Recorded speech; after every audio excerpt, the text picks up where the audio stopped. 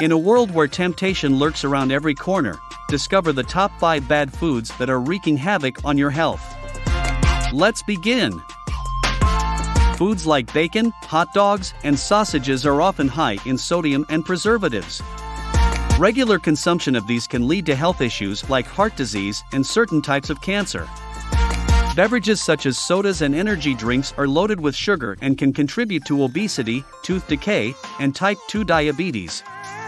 Made from refined grains, white bread is low in fiber and can lead to spikes in blood sugar levels. These foods are typically high in unhealthy fats and calories.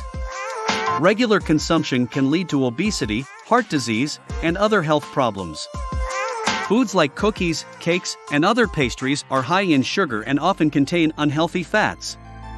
They are also low in nutrients, making them a poor choice for a healthy diet. Bid farewell to these bad foods and embark on a journey towards a healthier, happier you.